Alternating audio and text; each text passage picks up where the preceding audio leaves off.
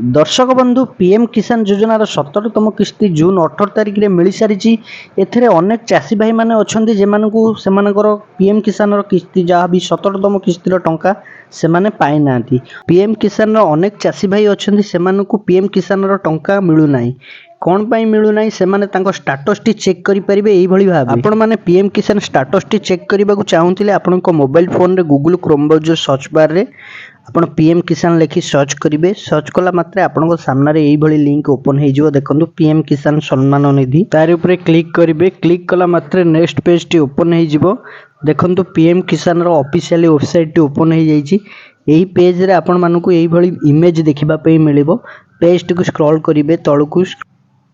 यही पेज रे तलकू आसला पर आपण मानकु सब देखा मिलिबो। देखंतु सब डिटेल्स एठी देखंतु देखा मिलुची पीएम किसान योजनार 17तम किस्ती जून 18 तारिख में मिल सारी। तले देखा मिलूँ देखु e KYC is mandatory for PM किसान रजिस्टर्ड फार्मर।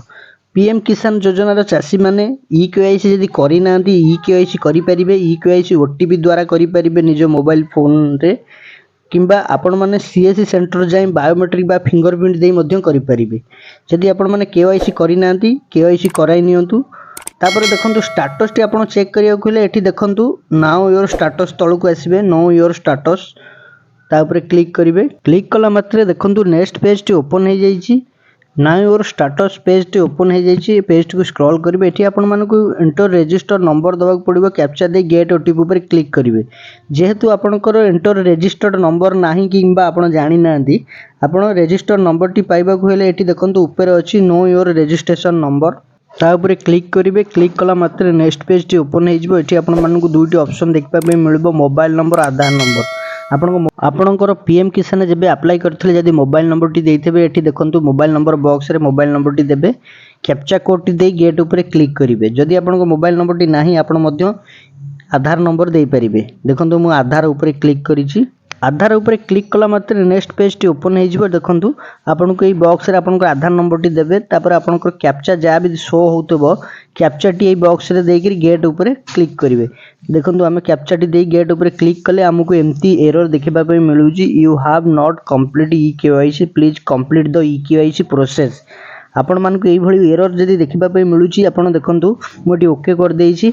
एठिकी आसी जाइए बैक करिक आसी जाइए देखो केवाईसी पेज को।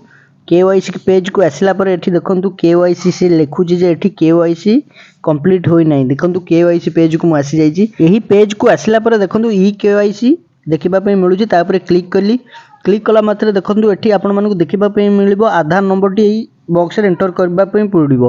आधार नंबर टी देकरी सर्च ऊपर क्लिक कला मात्रे एठी देखा मिलूँ ई केवाईसी ऑलरेडी डन। दर्शक बंधु एठी देखो देखा मिलूँ e KYC already done. KYC जेहेतु आमर पूर्व हो सारी किंतु सेठी आमर केवाईसी इनकम्प्लीट लिखुची। किंतु यही सब एरर सब देखा मिलूँ किछि दिन हबो टेम्पररी इश्यू। आपण व्यस्त हवा नहीं। आपन को जो प्रोसेस रे आमे देखैलु यही प्रोसेस माध्यम रे आपन स्टाटस टी चेक करें। ये थिला आज अपडेट। आपण मानकु हमर ए इनफॉरमेशन टी जदि भलो लागिथिबो वीडियो टी लाइक करिवे कमेंट करिवे शेयर करिवे हम चैनल को मध्य सब्सक्राइब करिवे।